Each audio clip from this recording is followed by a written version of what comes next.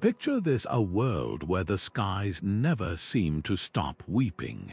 For 2 long years, from 1315 to 1317, the rains came in relentless waves, drowning fields, rotting grain, and turning the very earth into a soggy grave for hope.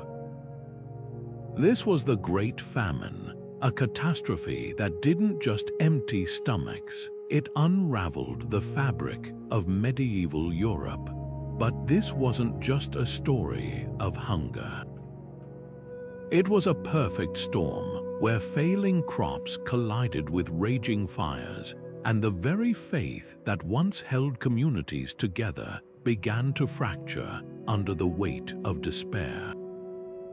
How did famine, faith, and fire, 3 forces that shaped the medieval world, combine to create the first major economic collapse of the era?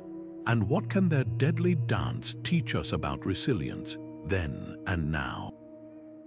The Great Famine was more than a shortage of food. It was a chain reaction of disaster. With harvests reduced to mold and mud, prices soared, and the poor starved in the streets. But nature wasn't the only culprit. As desperation grew, so did suspicion. Communities turned on each other, blaming outsiders, heretics, even God himself for their suffering. Churches, once places of refuge, became battlegrounds for competing visions of salvation. And then came the fires, accidental or intentional, devouring what little remained of granaries, homes, and livelihoods. The medieval world was built on fragile foundations, and when famine, faith, and fire converged, those foundations crumbled. Yet within this collapse lies a story not just of destruction, but of human endurance. How did societies adapt when the old ways failed? What strategies did they use to survive and even rebuild? This is a tale of warning, but also of ingenuity. From the ashes of crisis, new systems emerged, laying the groundwork for the Europe that would follow. So join me as we step back into this pivotal moment, where the intersection of disaster and faith reshaped an entire continent, and discover what it might still have to say to us today. The past isn't just a record of what was lost. It's a mirror reflecting the choices we make when everything seems to be falling apart.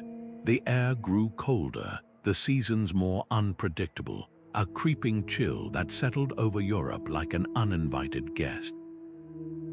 This was the dawn of the Little Ice Age, a climatic shift that turned the rhythms of medieval life upside down. Summers shortened, winters bit harder, and the rains, those endless, drowning rains, refused to let up.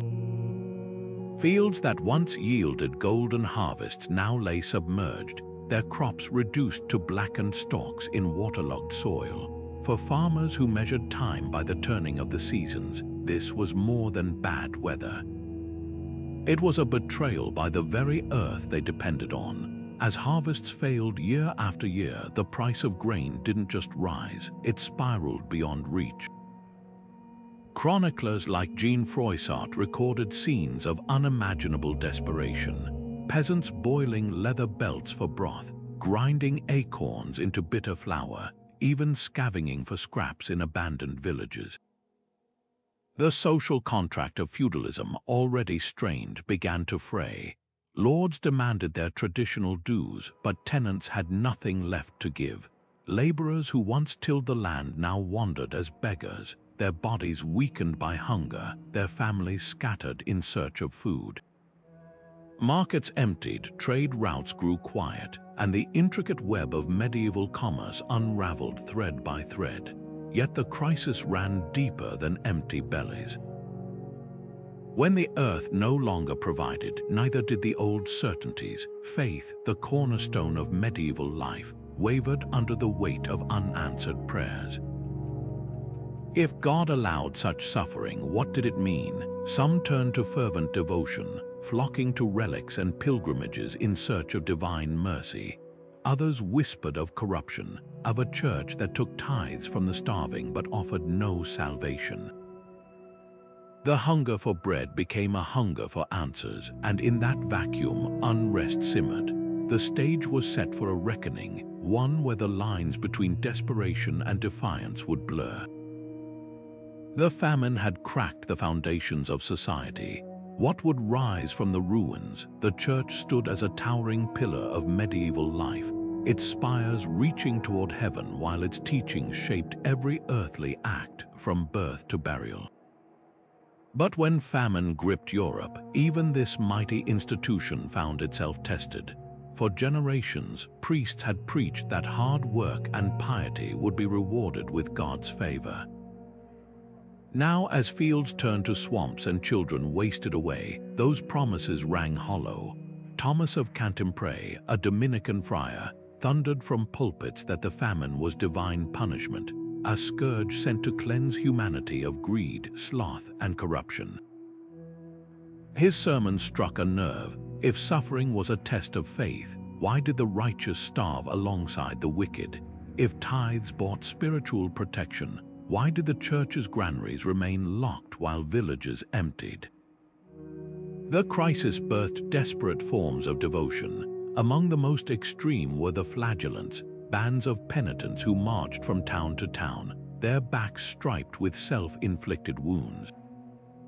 They believed the world's sins were so great that only blood could wash them clean.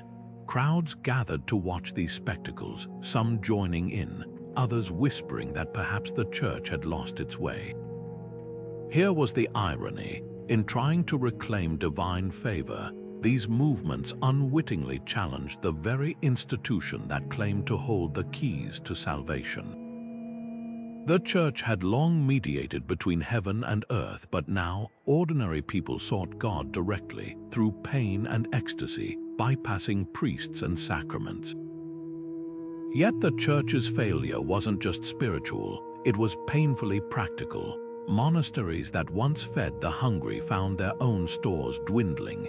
Bishops who collected grain as tithes faced riots when they couldn't redistribute it.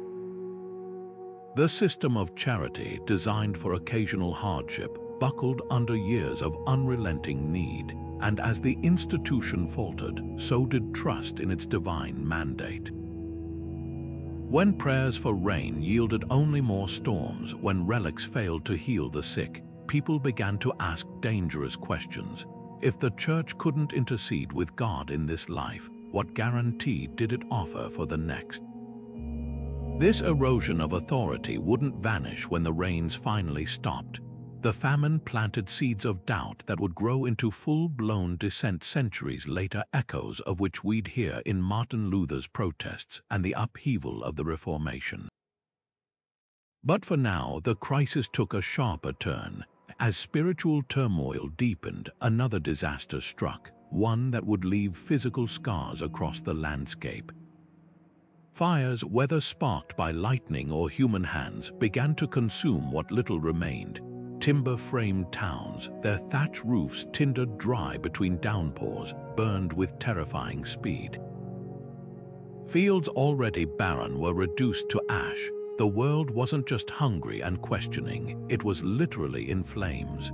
Flames licked hungrily at the thatched roofs of London, leaping from one wooden house to the next with terrifying ease. In an age where cities were built from timber and crowded so close that neighbors could shake hands from opposite windows, fire wasn't just a danger, it was inevitable. And when it came, it devoured everything. The summer of 1322 saw Lübeck, the jewel of the Hanseatic League, reduced to smoldering ruins. Its great trading halls, packed with wool, furs, and Baltic grain, became pyres that lit up the night sky. For a network of merchants who depended on trust and credit, the loss wasn't just physical. Contracts turned to ash, debts became uncollectible, and the intricate web of medieval commerce frayed at its edges. Cities like Cologne and York fared no better. Without proper fire breaks or organized brigades, a single spark could doom an entire district. Water buckets and leather hoses were no match for the wind-whipped infernos that roared through narrow streets. And with each blaze, the economic toll mounted. markets vanished overnight, taking with them the livelihoods of bakers, weavers, and coopers. Tax collectors found their ledgers blank, no goods to tax, no shops to assess. Local rulers, already strained by famine, now faced a new crisis: how to rebuild when the very artisans needed for reconstruction had fled or perished. The roots of these disasters ran deep. Medieval cities had grown haphazardly, their twisting lanes and jumbled buildings a testament to expedience, not planning. Fire codes were non-existent, storage of flammable goods was reckless, and when the rains finally stopped after years of deluge, the parched timber of half-rotted structures became kindling, waiting for a spark. But the fires did more than burn buildings. They exposed the fragility of a system already buckling under famine and spiritual doubt. A lord could demand labor from starving peasants, but how could he collect taxes from a city in ashes? A bishop could call for penance, but what solace did that offer to those who'd lost everything twice over? The convergence of these three forces, famine, faith, and fire, created a vortex of instability. Kingdoms that had weathered invasions and plagues now found themselves unraveling from within. In England, Edward II faced revolts as his treasury emptied. In the Holy Roman Empire, rival factions exploited the chaos to settle old scores. And everywhere, the social order trembled. When fields failed, churches faltered, and cities burned, where did loyalty lie? The medieval world had been built on certainties. Harvests would come, God would listen, and the walls of home would stand. Now those certainties were crumbling, yet history rarely moves in straight lines. From this chaos, new ways of living and governing would slowly emerge. The old order was dying, but what would take its place? The feudal system had always been a delicate dance of obligation and protection. Lords offered land and security, while serfs toiled in return. But when famine emptied fields and fire consumed villages, that balance shattered. With crops rotting in the ground and granaries reduced to ash, laborers realized something revolutionary. Their hands held newfound power. Suddenly, the same fields that once bound them to the land became bargaining chips. Why work a barren plot for scraps when neighboring lords, desperate for able bodies, might offer better terms? Serfs began to vanish from manors under cover of night, leaving bewildered stewards to confront an unthinkable reality. The workforce was slipping through their fingers. Nobility reacted with panic disguised as authority. In England, King Edward II's Statute of Labourers in 1315 tried to freeze wages at pre-famine levels, threatening punishment for anyone who dared pay or accept higher sums. But parchment decrees couldn't change the simple math of survival. With entire villages decimated by hunger and disease, those who remained could name their price. A ploughman who once earned 2 pence a day might demand 6, and landlords had no choice but to pay or watch their own fortunes wither. The law books called it rebellion, the market called it supply and demand. Manorial courts scrambled to enforce old rules, dragging runaway serfs back in chains. Yet every punishment only fueled resentment. In Flanders, whole communities of weavers and dyers, once tied to noble patrons, formed independent guilds, trading directly with merchants and cutting out their traditional overlords. The Black Death, still decades away, would accelerate this shift, but the cracks in feudalism's foundation were already visible. When a system built on control loses its grip, what replaces it isn't chaos, it's negotiation. And the upheaval wasn't confined to the countryside. In bustling towns, artisans and merchants found their own leverage. A blacksmith whose forge survived the fires could charge triple for his services. A baker with grain to spare became a local power broker. The old hierarchies where birth dictated destiny began to blur. Money, not lineage, started to open doors. This was more than an economic shift, it was a cultural earthquake. For centuries, feudal bonds had framed every aspect of life. Now, as those bonds frayed, people glimpsed a startling possibility: mobility. Yet the nobility's struggle wasn't just about lost labor. It was a crisis of identity. A lord whose wealth came from land couldn't eat acreage. With harvests failing and rents unpaid, many resorted to selling privileges or even parcels of their estates just to survive. The very land that once defined their power became a liability. Meanwhile, enterprising serfs who'd scraped together savings could suddenly lease plots for themselves, bypassing generations of servitude. The feudal order hadn't just been challenged, it had been outmaneuvered. This erosion of tradition sent shockwaves through the broader economy. Trade networks, already strained by famine and fire, now faced a new disruption, a workforce that refused to play by the old rules. Ships laden with wool and wine sat idle in ports for lack of dockhands. Mines flooded as miners sought safer work above ground. The intricate machinery of medieval commerce, built on predictable cycles of labor and reward, began to sputter. And as the gears of feudalism ground to a halt, something unexpected emerged in its place: the faint outline of a world where value was measured not by birthright, but by sweat and skill. The collapse of one system always makes room for another. What would rise from these ashes would reshape Europe forever. Silk that once flowed like rivers along the caravan routes of Asia now lay moldering in warehouses, its buyers too hungry to care for finery. The Baltic, once crisscrossed by ships heavy with rye and barley, saw its harbors grow quiet as granaries stood empty. This wasn't just a slowdown, it was the unraveling of a system that had connected continents for centuries. The medieval world's trade networks, those delicate webs of trust and credit, buckled under the weight of famine and fire. In Bruges, merchants who'd grown rich on Flemish wool found themselves bartering for crumbs. In Venice, the Rialto markets echoed with the shouts of traders haggling over pitifully small sacks of grain instead of spices. The crisis exposed a harsh truth: when survival is at stake, luxuries become irrelevant.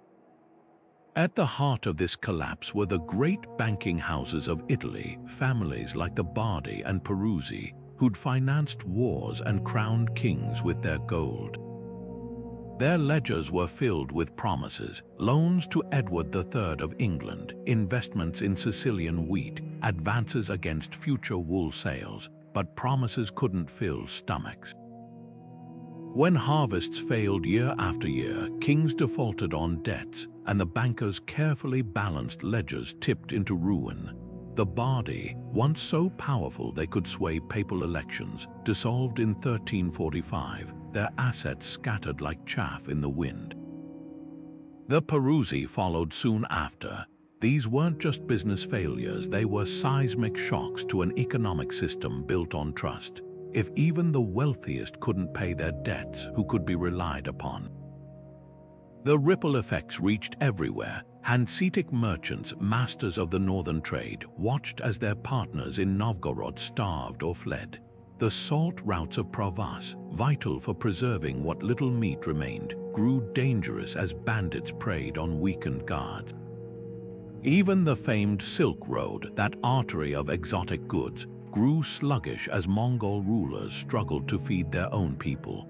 The scarcity of luxury items might seem trivial against such suffering, but in a society where status was displayed through silks, spices, and rare dyes, their absence struck at the very identity of the elite. A countess wearing last year's faded gown wasn't just unfashionable, she was visibly diminished in power. Yet the true cost wasn't measured in ducats or bolts of cloth. It was etched in the faces of sailors stranded in foreign ports, their ships rotting at anchor for lack of cargo. It lingered in the distrust between neighbors as rumors spread that merchants were hoarding grain to drive up prices. In Marseille, crowds stormed warehouses only to find them as empty as their own bellies. The bonds of commerce had been more than transactions. They were threads holding communities together. Now, as those threads snapped, so too did the fragile trust that made trade possible. Health crumbled alongside the economy. With diets reduced to roots and bark, scurvy and dysentery ran rampant. Chroniclers wrote of children with swollen bellies and hollow eyes, of entire villages where only the old remained, the young having succumbed to hunger or left in desperate search of food. In London, the Thames reeked of sewage and decay as sanitation systems collapsed under the strain of a starving population. Medicine, always precarious in the Middle Ages, became a cruel joke when even the simplest remedies, honey for wounds, herbs for fever, were beyond reach. But perhaps the most insidious damage was to the social fabric itself. When bakers sold loaves laced with sawdust, when priests demanded payment for last rites, when lords raised rents on fallow fields, the unspoken rules of society frayed beyond repair. The medieval world had always been unequal, but it had functioned on a belief in mutual obligation. Now, as that belief withered, so did any semblance of unity. The roads grew dangerous not just from bandits, but from the desperation of those who'd once been honest laborers. The very idea of community, of neighbors helping neighbors, began to feel like a relic from a lost golden age. Yet even in this unraveling, there were glimpses of adaptation. In the Low Countries, fishermen turned to draining coastal marshes, creating new farmland from the sea. In Catalonia, sharecropping agreements replaced rigid feudal dues, offering peasants a stake in recovery. These weren't just survival tactics. They were the first stirrings of a new economic order, one that would eventually rise from the wreckage of the old. The crisis had exposed the vulnerabilities of medieval systems, but it had also revealed something else: the stubborn resilience of those who refused to let collapse be the end of their story. Bodies weakened by years of hunger became perfect hosts for something far deadlier. The malnutrition that hollowed out cheeks and stunted children's growth did more than cause suffering. It rewrote the biological destiny of a continent. When the first whispers of plague arrived decades later, Europe's population was already a tinderbox of compromised immune systems. Chroniclers would later describe the Black Death's devastation, but its groundwork was laid in these famine years, where a single loaf of bread could mean the difference between resistance and ruin. Starvation didn't just kill outright. It left survivors with scars invisible to the eye, their bodies less able to fight off the coming storm. Fear, as much as famine, shaped the path to catastrophe. In 1321, as crops failed yet again, rumors spread through France like wildfire. Lepers were poisoning wells at the behest of Jewish conspirators. The accusations were absurd, but hunger and despair made them believable. Mobs butchered entire communities, their violence a grotesque rehearsal for the pogroms that would accompany the Black Death. When society unravels, people don't just look for food, they look for someone to blame. The same patterns repeated with chilling precision years later, as Jewish neighborhoods from Strasbourg to Toledo were set aflame by crowds convinced that plague was a plot rather than a natural disaster. The famine hadn't just emptied granaries, it had emptied hearts of compassion, leaving only paranoia in its wake. Economic collapse magnified every vulnerability. With trade networks fractured and fields lying fallow, populations clustered in cramped, unsanitary conditions, ideal breeding grounds for disease. The same urban centers that had once been engines of prosperity now became death traps. In London, tenements meant for 4 families housed a dozen, their floors slick with waste, their air thick with the stench of unwashed bodies. Rats, always present in medieval life, found new feasts among the piles of garbage that overwhelmed city streets. The ecological balance had tipped, and no one yet understood the consequences. Art and culture mirrored this gathering darkness. Church frescoes that once depicted gentle saints now showed writhing sinners in the jaws of hell. Poets like William Langland wrote of a world turned upside down, where hunger reigned and kindness slept. Even the joyous margins of illuminated manuscripts, those playful scenes of rabbits jousting or monkeys playing lutes, began to fill with grotesques, skeletal figures, weeping mourners, demons with gaping maws. The subconscious anxieties of a society under strain were leaking onto parchment and plaster. Yet amid the gloom, resilience flickered. In Siena, the city council commissioned a new fresco for the Palazzo Pubblico, not of doom, but of good governance, a deliberate act of hope. In Flanders, weavers began producing cheaper, lighter fabrics, adapting to a world where few could afford heavy woolens. The crises had forced innovation, however small. These were early, tentative steps toward a future that would eventually emerge from the shadow of collapse. The Black Death would soon test that resilience beyond imagining, but the seeds of recovery were already being sown not by kings or bishops, but by ordinary people refusing to let despair have the final word. Skeletons danced across the walls of churches, their bony fingers clutching at kings and peasants alike in a grotesque parody of equality. This was the Danse Macabre, a chilling artistic motif that exploded across late medieval Europe, where death wasn't just a fate, it was a grinning, relentless force mocking the vanity of human ambition. In the cloisters of Paris's Saints' Innocent Cemetery, frescoes showed popes and beggars alike being led by skeletal figures toward open graves, a stark reminder that no wealth or power could cheat the reaper. But these macabre scenes weren't merely morbid decoration. They were mirrors held up to a society that had stared into the abyss. After years of famine, fire, and broken faith, art became a language for processing collective trauma. Yet even as darkness crept into the visual world, flickers of defiant hope persisted. In the scriptoriums of monasteries, illuminators painstakingly gilded manuscripts with visions of paradise, lush gardens where the righteous basked in eternal light.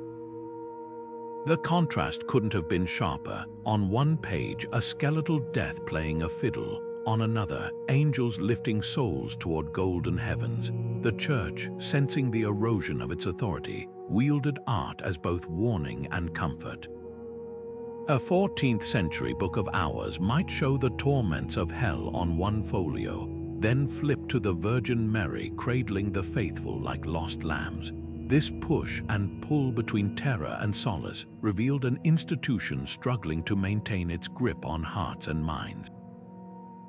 Poets echoed this duality. Petrarch, writing in the shadow of recurring disasters, lamented that the world had grown old and weary, its once vibrant spirit sapped by endless calamity.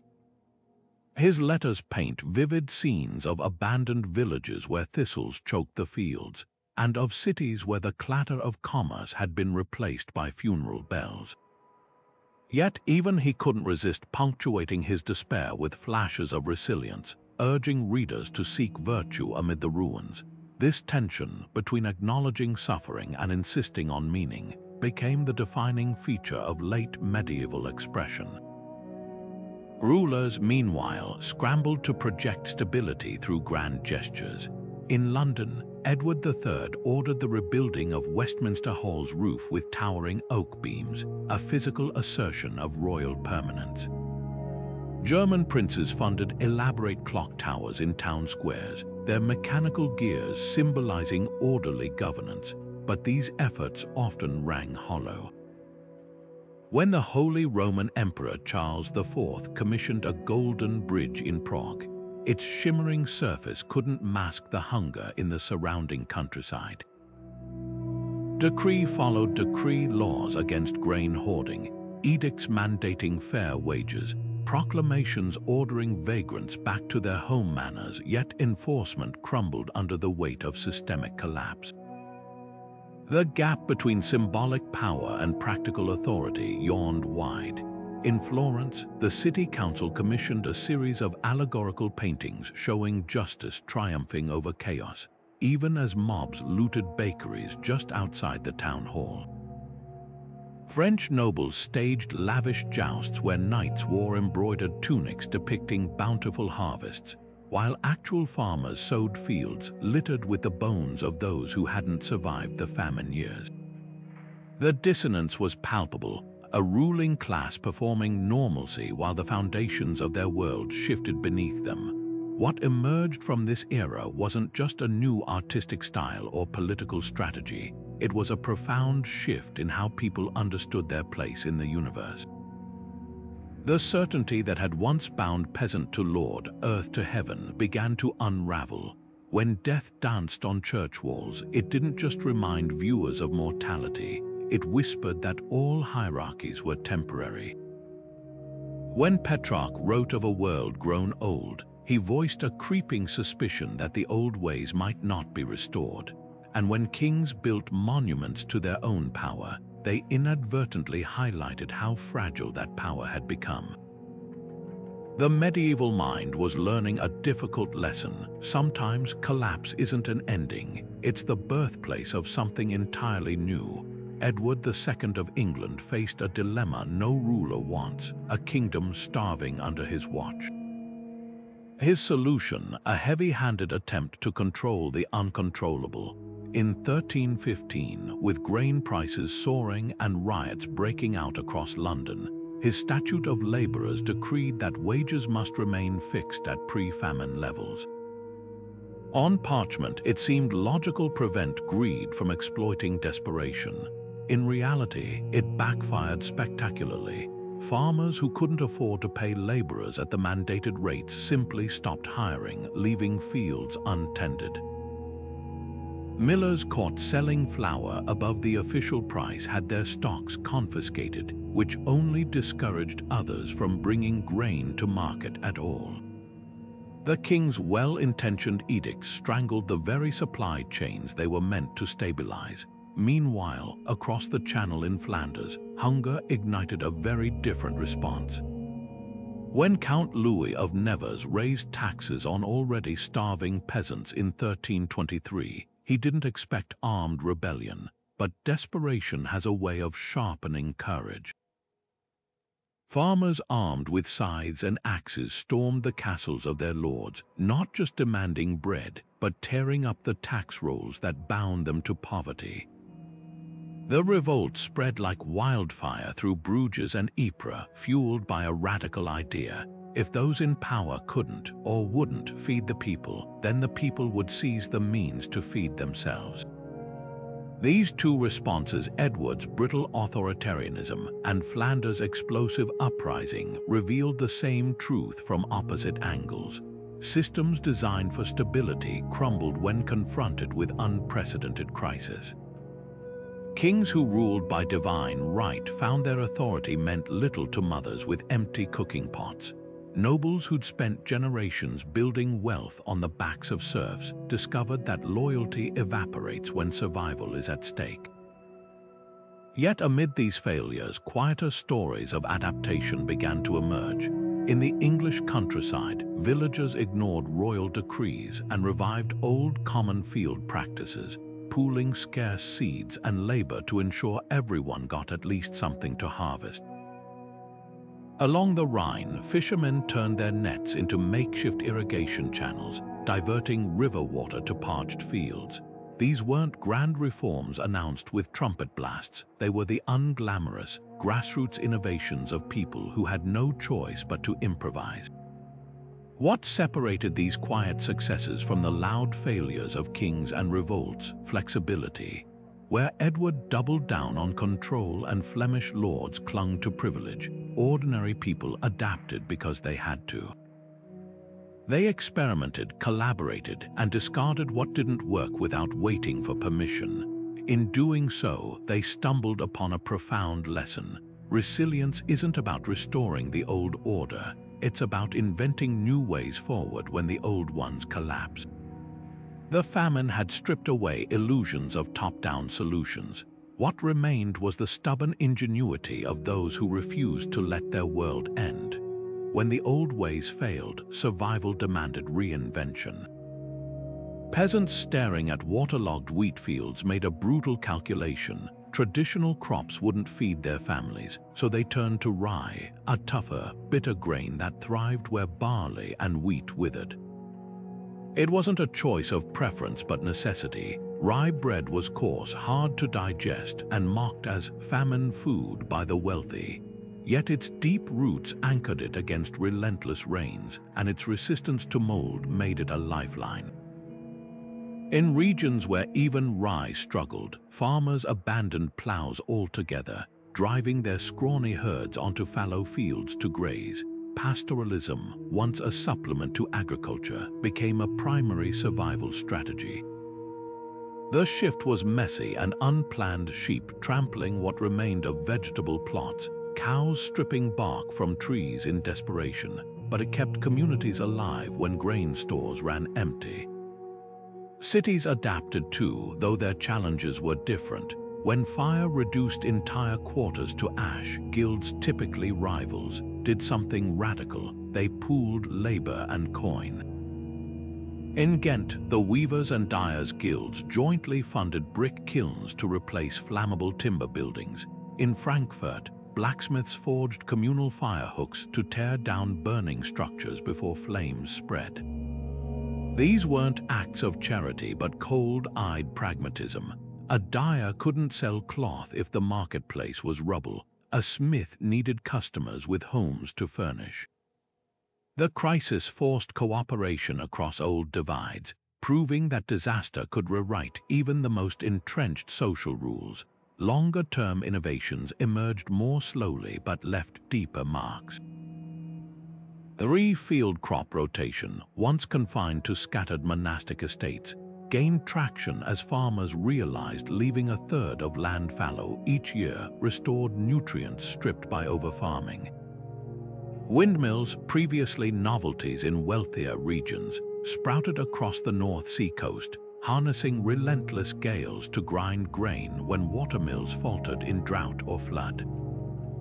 These weren't quick fixes but quiet revolutions, adjustments to a world where climate and catastrophe demanded flexibility. Yet material solutions alone couldn't mend a fractured social fabric. Here, religion played an unexpected role. Monasteries that had faltered during the famine's peak now led recovery, turning their scriptoriums into soup kitchens and their cloisters into shelters.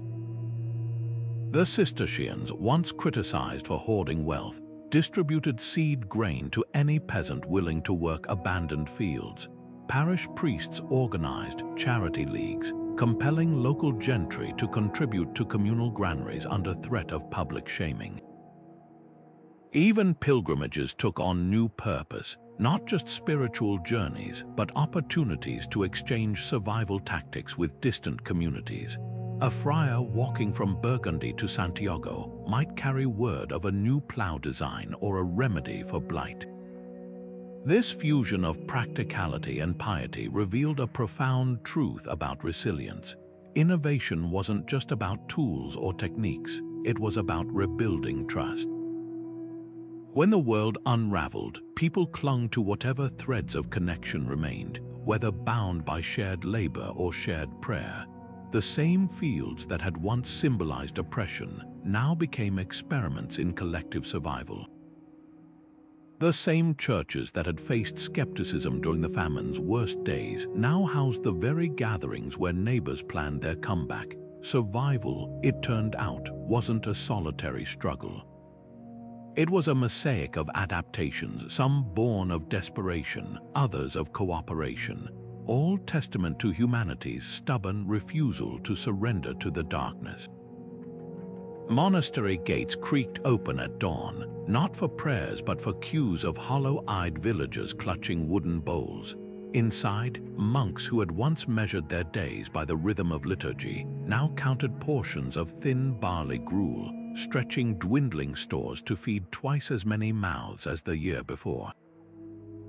The rule of Saint Benedict commanded hospitality to all guests, as if they were Christ himself, a vow tested beyond imagining when famine turned abbeys into the last refuge between survival and starvation.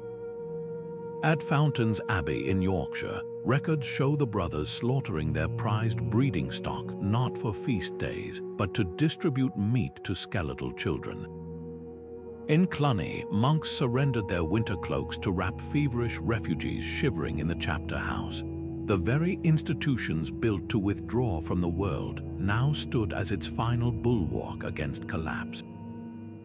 Yet this charity came at a cost. Monasteries had always balanced self-sufficiency with generosity, but now their carefully managed granges lay fallow, their fish ponds emptied by poachers. The abbot of Saint Denis near Paris wrote despairingly of having to sell sacred chalices just to buy salt for preserving what little meat remained. Some clergy resisted. A Cistercian chronicler in Burgundy complained that feeding the poor left his brothers too weak to chant the offices. But most recognized a bitter truth. If the church turned away the starving now, who would believe its promises of heavenly bounty later? This tension between spiritual duty and practical survival played out in cloisters across Europe, where the scent of unwashed bodies mingled with incense as barns became dormitories and scriptoriums transformed into infirmaries. The crisis birthed a paradoxical new institution, the Chantry Chapel. Wealthy merchants and nobles, terrified of dying during the famine's wrath, poured money into these small private chapels where priests would say perpetual masses for their souls. But there was a catch. Every bequest required the chantry to distribute alms to the living. In London's St. Paul's Cathedral, 12 new chantries sprang up between 1320 and 1325, each obligated to provide daily bread to a dozen paupers. The system was brutally transactional. The rich bought spiritual insurance with crumbs for the desperate. Yet in a world where traditional charity had collapsed, even this cynical arrangement kept thousands alive. At York Minster, the ledger of one such chantry records over 4,000 loaves distributed in a single year, each one stamped with a cross to remind recipients to pray for their benefactor's soul. But not all sought salvation through bread. As the famine entered its third year, forests along pilgrimage routes became hunting grounds for bandits who preyed on weakened travelers. In Normandy, a gang disguised as monks robbed grain carts headed for Rouen, leaving drivers hanged from oak trees as warnings. Towns reported waves of theft so brazen that bakers slept in their shops with arms chained to flour sacks. The justice system, already strained, resorted to horrifying spectacles. In Mainz, a woman caught stealing cheese had her hand nailed to the market cross, left to choose between tearing free or starving in place. The line between crime and survival blurred beyond recognition. A shepherd in Provence, arrested for poaching deer from his lord's forest, told judges he'd done it to feed his sister's children after their parents ate toxic roots and died. The court sentenced him to blindness anyway. Such stories repeated endlessly, revealing a chilling reality. When the social contract shatters, punishment becomes arbitrary and mercy a luxury no one can afford. The same church porches that sheltered the hungry by day became gallows by night, bodies swaying as warnings to others. Fear, as much as famine, stalked the land. Yet even in this moral twilight, glimmers of unexpected solidarity emerged. In the Alps, entire villages formed hunger pacts, pooling remaining livestock and rotating meager harvests so no single family starved alone. Poachers in English forests left portions of venison on the doorsteps of widows.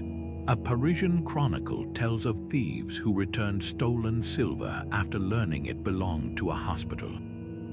These weren't acts of sainthood, but of people clinging to humanity when every incentive pushed toward savagery. The famine had stripped society bare, revealing both its cruelty and its capacity for stubborn compassion. often in the same shattered communities, sometimes in the same broken hearts. Roads that had once bustled with merchants and pilgrims now belonged to men like Roger Godbert, outlaws who ruled the forests with bow and blade. His name echoes through chronicles not as some romantic rogue, but as a symptom of society's unraveling.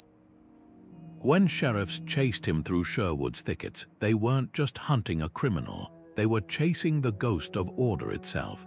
Godbert's gang didn't just steal, they held mock trials for captured nobles, forcing them to confess their greed before stripping them bare. This was more than banditry, it was inverted justice where the powerless became judges of those who'd failed them. Corruption festered alongside lawlessness. Officials tasked with distributing famine relief lined their own pockets instead.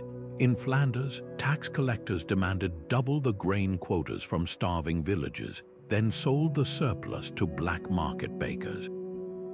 When peasants in Ghent protested, the bailiff's response was swift. Their leaders' heads spiked on the city gates as warnings. The brutality backfired.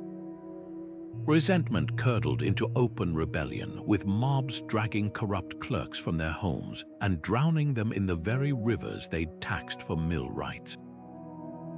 The darkest accounts come from the Annals Gandenses, where friars recorded horrors beyond hunger. A woman in Hainaut caught boiling the flesh of her dead child. Travelers finding inns where the stew meat seemed too tender. These weren't just tales of desperation, they were psychological fractures. When faith in divine providence shattered, so too did the deepest taboos. Churches preached that cannibalism damned the soul, but empty bellies whispered louder than priests. Women bore the crisis differently and often worse. Widows with no legal rights to land watched helplessly as stewards seized their late husbands' plots for unpaid rents. Daughters were sold into servitude for sacks of rye, their dowries reduced to survival bids. Yet some turned the chaos to their advantage. In Paris, the Linen Weavers' Guild admitted its first female members when so many men had died or fled. At St. Omer, a widow named Marguerite de Hainaut took over her husband's grain brokerage and became the town's most ruthless dealer, proof that collapse could create unexpected openings even as it crushed the vulnerable. The famine didn't just break systems, it revealed their hidden fractures. When the last threads of trust between ruler and subject snapped, what remained wasn't anarchy, it was a brutal renegotiation of power, where the rules were written in blood and hunger would shape Europe for centuries to come. Widows knelt in the mud outside manor courts, clutching tattered land deeds their husbands had once signed with firm hands. Without a man's name to anchor them, these women existed in legal limbo, technically entitled to their dower rights, but often pushed aside by male relatives or cunning stewards who smelled desperation. In Lincolnshire, one widow's plea survives in court records. "I have 3 children and no grain, yet my lord's bailiff demands the rent in full." Her solution: a heart-wrenching bargain, surrendering half her tiny plot to keep the roof over her family's head. This wasn't just hardship, it was a systemic unraveling of women's already precarious place in medieval society. Yet necessity bred unexpected opportunities. With so many men dead or gone to seek work, women stepped into roles that would have been unthinkable before the famine. Roosters' female brewers flourished as never before, turning barley into ale not just for taverns, but as a safer alternative to contaminated water. In Norwich, the guild rolls show a sudden surge of women's names alongside marks for beer barrels. These brewsters didn't just feed their families, they created microeconomies, trading ale for eggs, wool, or repairs to leaking roofs. The same crisis that stripped widows of land rights also cracked open narrow gaps where resourceful women could wedge themselves into the market. But progress came with backlash.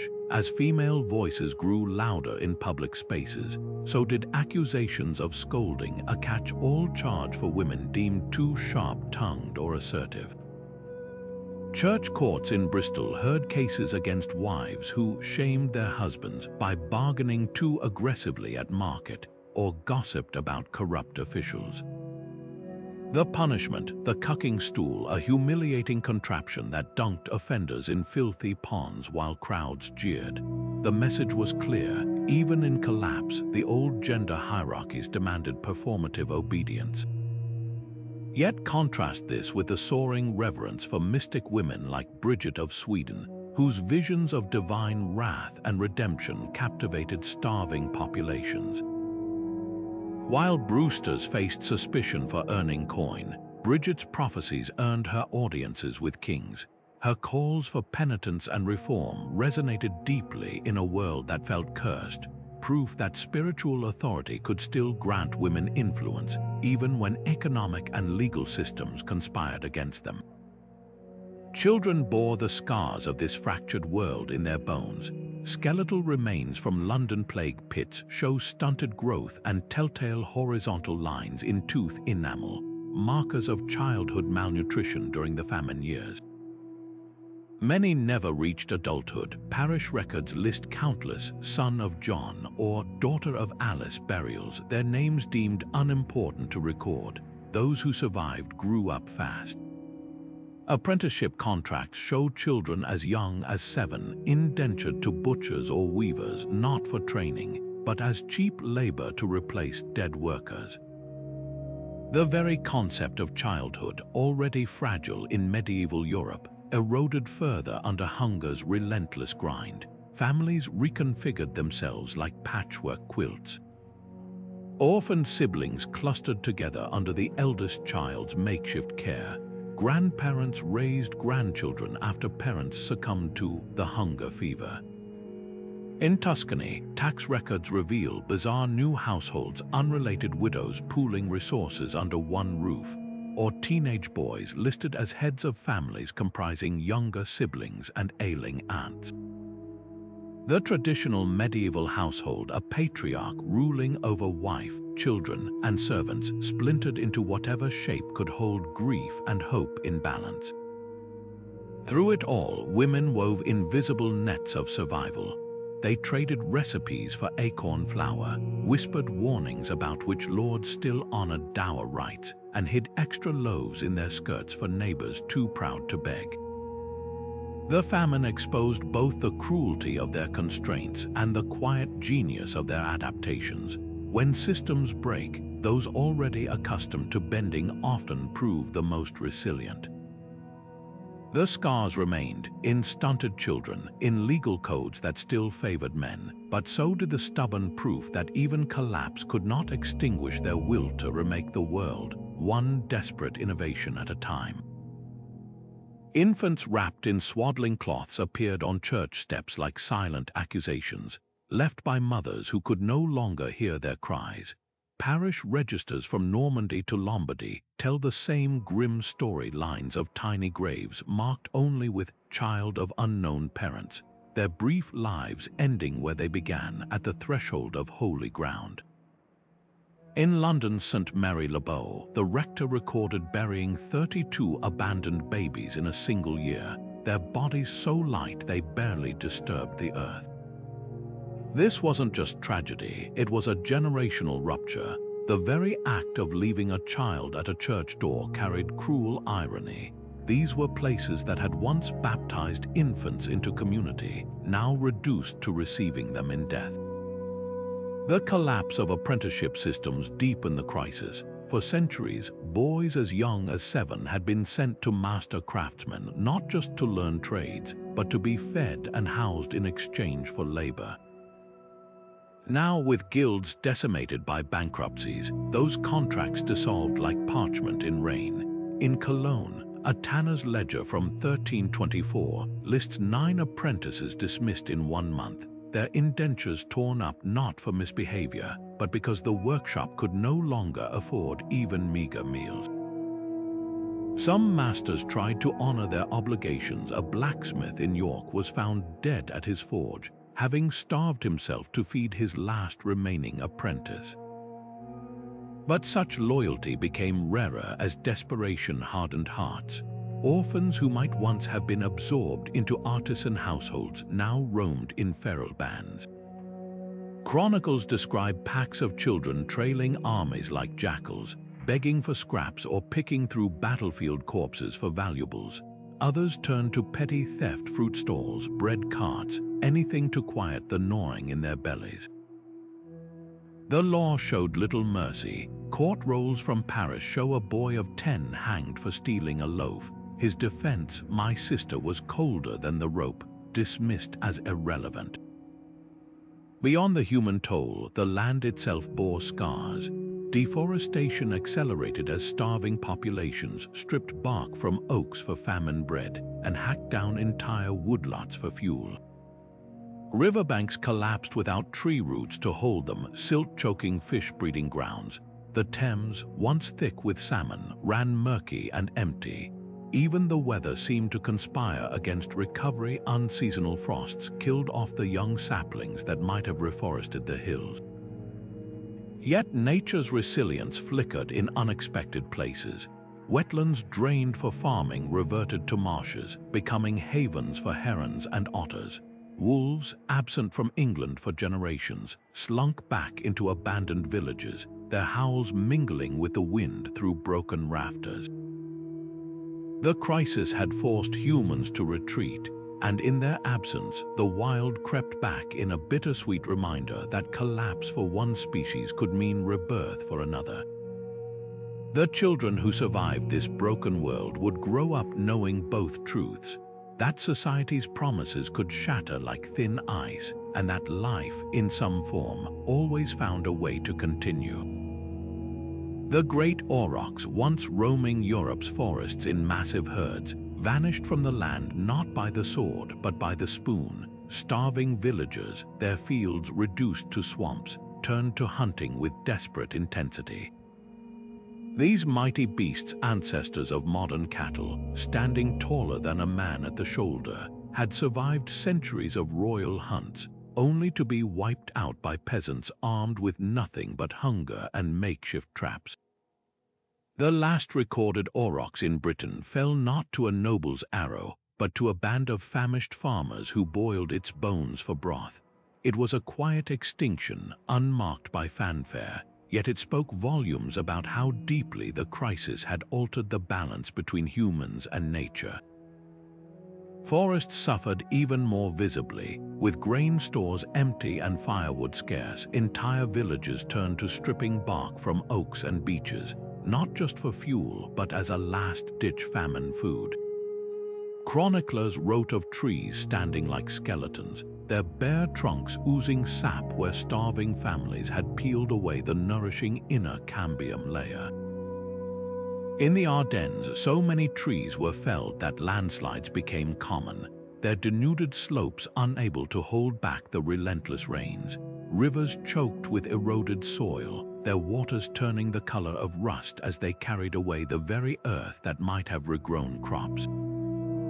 The ecological domino effect accelerated. Without tree roots to stabilize riverbanks, spring floods grew more violent, sweeping away mills and bridges that had stood for generations. In the Low Countries, where water management was a matter of survival, dikes collapsed under the strain, drowning pastures that had barely recovered from drought. Fishermen along the Rhine reported catches dwindling to nothing. The silt-choked waters could no longer support the fish that had once fed entire towns. Even the birds seemed to vanish, with forests gutted and fields barren. Migratory patterns shifted, leaving autumn skies eerily empty. Yet nature's revenge was uneven. Some regions adapted better than others. In the alpine valleys of Switzerland, communities practiced careful coppicing, cutting trees in cycles so some could regrow while others were harvested. Their foresight meant that when the worst years came, they had reserves of both timber and game. Meanwhile, in the plains of Poland, where vast old-growth forests still stood, wildlife populations rebounded quickly once hunting pressure eased. The difference between devastation and recovery often came down to simple geography. whether a region had enough untouched land to serve as a refuge for both animals and ecosystems. The scars of this ecological collapse lingered for generations. Soil exhaustion from overfarming and erosion meant some fields lay fallow for decades. Wolves, emboldened by the disappearance of hunters, prowled closer to villages than anyone could remember, and the loss of the aurochs left a hole in both the landscape and the human imagination. These creatures had been symbols of untamed wilderness, their strength celebrated in cave paintings and sagas alike. Now they existed only in memory, a warning written not in parchment, but in the silent spaces where forests and herds once thrived. The famine had taught a harsh lesson. When humanity pushes nature too far, nature pushes back not with malice, but with the inexorable logic of an ecosystem stretched beyond its limits. Ironically, this devastation sowed the seeds of later recovery. With so much farmland abandoned, the soil eventually regained its fertility. Coppice trees regrew thicker than before, their new growth feeding a resurgence in carpentry and shipbuilding. And the very floods that had drowned crops deposited fresh silt, creating rich new wetlands where reeds and fish thrived. The crisis had forced a reset, one that future generations would harness to rebuild a world less fragile, though never again quite the same. The land, like the people who worked it, bore the marks of what it had survived, but survival, as the medieval world was learning, was just the first step toward renewal. Flanders cloth markets hummed back to life before the last famine victims were buried, while much of Europe still reeled from empty granaries and broken supply chains. Cities like Bruges and Ghent transformed their misery into momentum. The secret lay in their looms, not the grand tapestries adorning cathedrals, but the rough, affordable woolens suddenly in demand across a colder, poorer continent. Where English lords clung to feudal traditions, Flemish weavers embraced flexibility. When noble patrons could no longer afford luxury fabrics, they pivoted to producing cheaper, sayettery, sturdy cloth dyed in muted tones for practical folk who prioritized warmth over finery. This wasn't just adaptation, it was reinvention. Guilds that once jealously guarded high-end techniques now shared simpler methods with apprentices, flooding markets with goods even beggars could barter for. Within 5 years of the worst harvests, Flemish textile exports surpassed pre-famine levels, proof that recovery favored those who listened to the streets rather than the throne. Meanwhile, rural England's fields lay choked with weeds. The same rains that drowned crops had washed away something less visible but equally vital: trust. Villages that once pooled resources now hoarded them, suspicious of neighbors who might become competitors for scarce work. Manorial courts bogged down in endless disputes over boundary stones moved overnight, or sheep mysteriously vanishing from contested pastures. Without strong urban centers to drive innovation, the countryside remained trapped in a cycle of depleted soil and depleted hope. Chroniclers noted the irony. Regions that had once fed kingdoms now imported grain from distant Baltic ports, paid for by wool clipped from sheep grazing abandoned wheat fields. The Hanseatic League's revival showcased another path. While feudal lords squabbled over titles, German merchants rebuilt their trade empire on ruthless pragmatism. When fires destroyed Lübeck's warehouses, they didn't waste time petitioning emperors. They pooled capital to construct fireproof stone storage halls. Facing pirate raids on grain ships, they didn't beg for naval protection. They armed their own vessels and charged competitors for safe passage. Their secret wasn't nobility or piety, but something radical for the age: institutional memory. Hanseatic ledgers meticulously recorded which ports honored contracts during the famine years, blacklisting those that didn't. This created networks of trust where others saw only chaos, turning crisis into competitive advantage. Yet even successful recoveries carried hidden costs. The same Flemish looms that revived the economy demanded so much wool that landlords across England converted croplands to pastures, kicking out tenant farmers to make room for sheep. The Hanse's monopolies enriched coastal cities but drained wealth from inland regions, creating disparities that would fuel rebellions for generations. Prosperity, it turned out, wasn't evenly distributed. It flowed toward those already positioned to catch it. The famine's long shadow stretched far beyond empty bellies. It rewrote social contracts in blood and ink. When Edward III finally repealed his father's failed labor laws, he replaced them with something subtler: statutes that tied wages not to royal decree but to local conditions. The Church, chastened by its failures, began training parish priests in basic agronomy alongside Scripture. Most profoundly, the crisis seeded a quiet revolution in how people viewed authority. After surviving because of, or often despite, their betters, commoners carried a new skepticism toward grand promises. The next time plague or war came calling, they wouldn't wait for lords or bishops to save them. The first medieval collapse had taught them the most valuable lesson of all. Resilience begins when you stop expecting rescue. Bones tell stories that chronicles never could. In churchyards from York to Cologne, skeletal remains from the late 14th century reveal a haunting pattern: adults who survived the famine as children bore permanent marks of that trauma. Growth arrest lines etched into teeth and leg bones like tree rings after a harsh winter show where malnutrition stunted their development, sometimes repeatedly.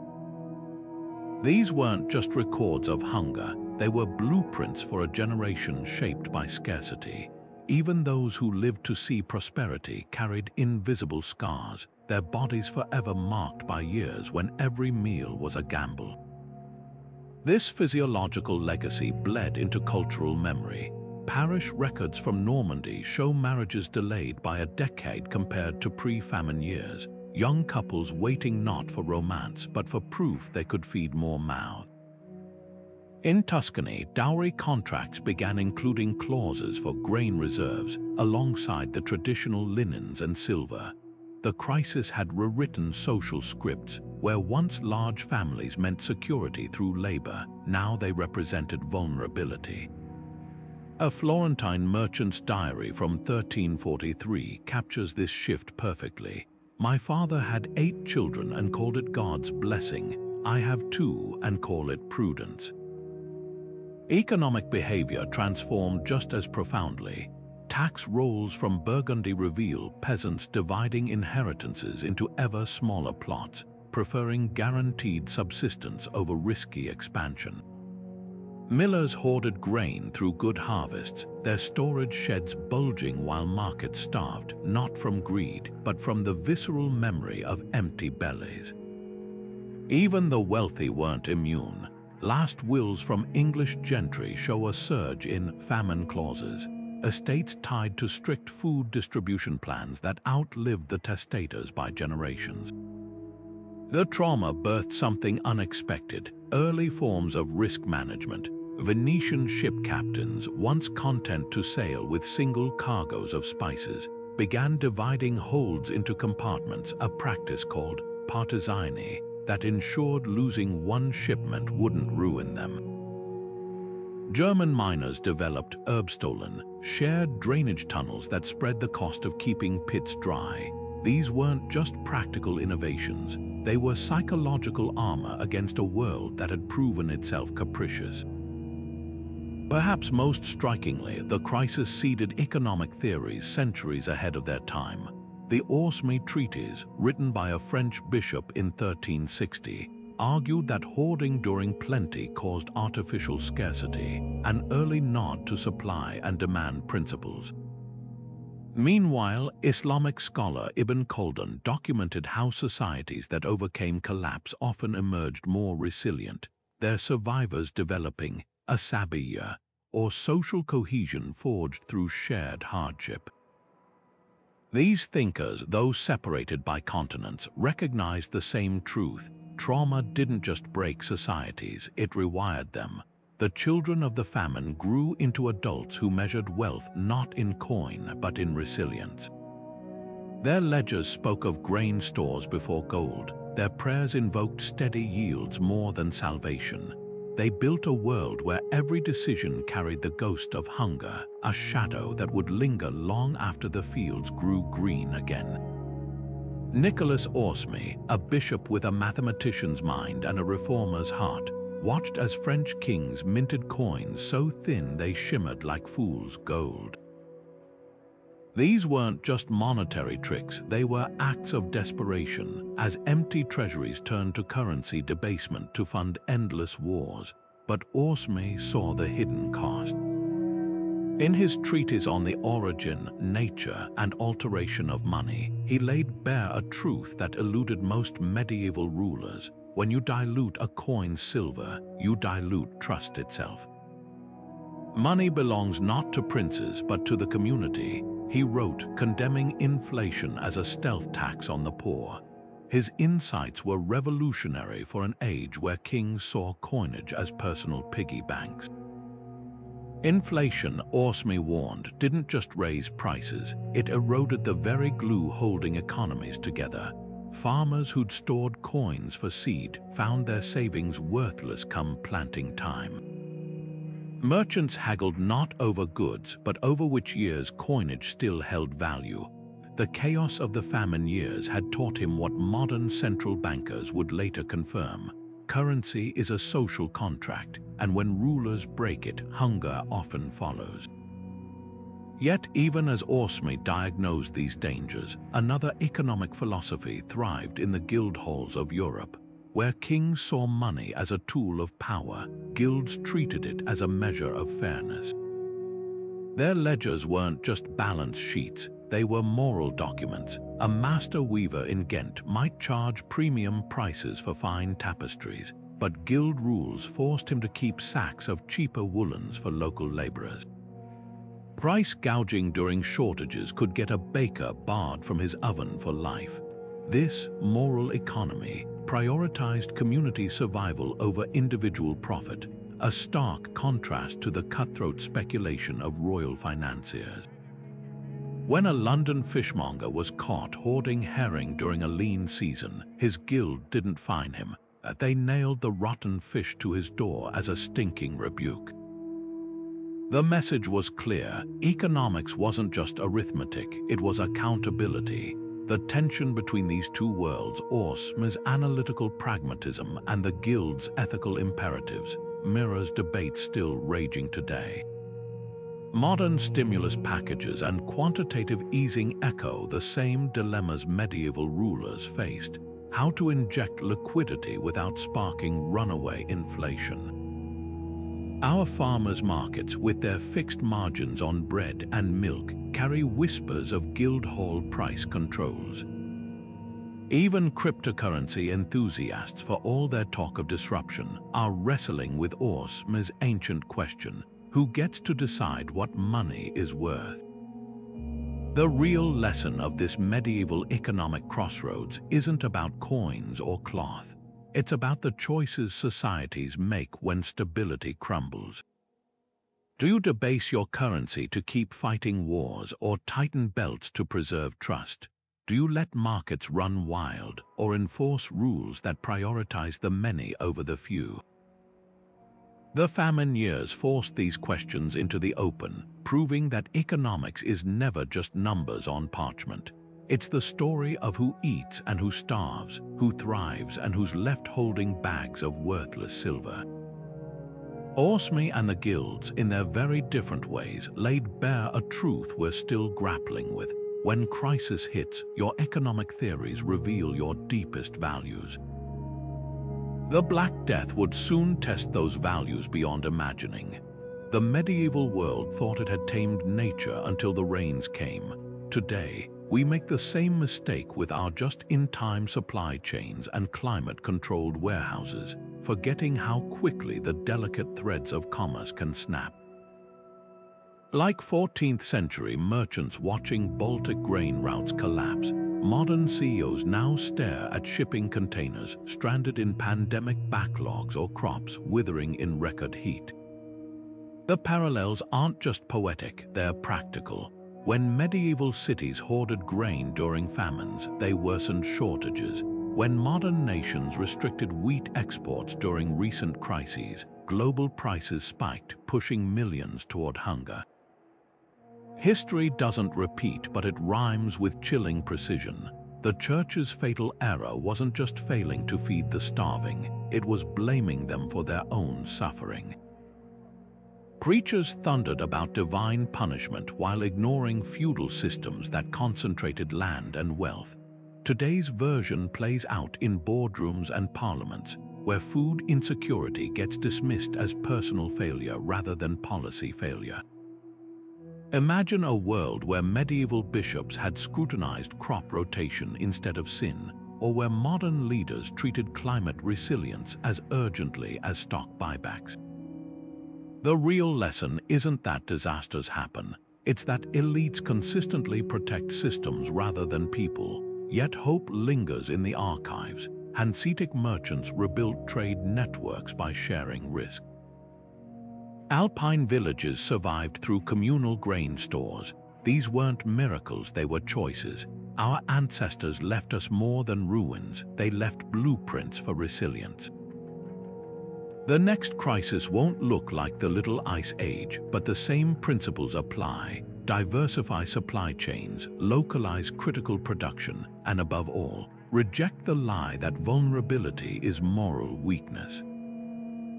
History isn't a crystal ball, it's a toolkit, and right now, the world needs fewer prophets and more repairers of broken systems.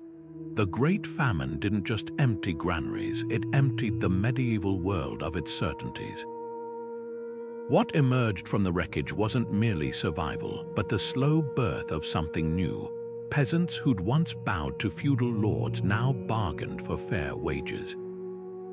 Artisans who toiled in obscurity began forming guilds that would one day fund cathedrals and universities. Even the church, its authority shaken, started adapting, translating scriptures into common tongues and training priests in practical skills alongside theology. This wasn't just recovery, it was reinvention. The crisis had burned away the old order, leaving fertile ground for ideas that would blossom into the Renaissance. Consider the humble village of Montelou in the French Pyrenees. Before the famine, its people lived as their ancestors had for centuries, bound to the land, to tradition, to unquestioned hierarchies. By the time the crisis passed, they were negotiating crop shares, challenging corrupt clerics, and even questioning church doctrine. These weren't radicals, they were ordinary people who'd learned a hard truth. When the systems meant to protect you fail, you rebuild them differently. Their quiet revolutions in farming techniques, labor relations, and even spiritual practices would echo far beyond their mountain valleys. Today, we face our own converging crises: climate disruptions, supply chain fractures, political polarizations that mirror medieval sectarian divides. The lesson of the 14th century isn't that collapse is inevitable, but that it's transformative. When Dutch cities turned flooded fields into fertile polders, or when Italian bankers developed double-entry bookkeeping to restore trust, they proved that adversity doesn't just destroy, it rewires. Our modern equivalents, renewable energy grids, decentralized currencies, community land trusts, share the same spirit of pragmatic innovation born from necessity. Barbara Tuchman was right. Adversity forges new directions, but the real heroes of her crucible weren't kings or popes. They were the farmers rotating crops, the merchants honoring contracts, the mothers stretching meager meals to feed entire neighborhoods. Their resilience didn't just rebuild an economy, it reimagined civilization. As we navigate our own uncertain age, their greatest legacy isn't any single innovation, but the proof that even the darkest winters yield to spring, if we're brave enough to plant the seed. So let's ask ourselves, what fires are testing our world today, and what medieval wisdom, not about feudalism or faith, but about community, adaptability, and stubborn hope, might light our way forward?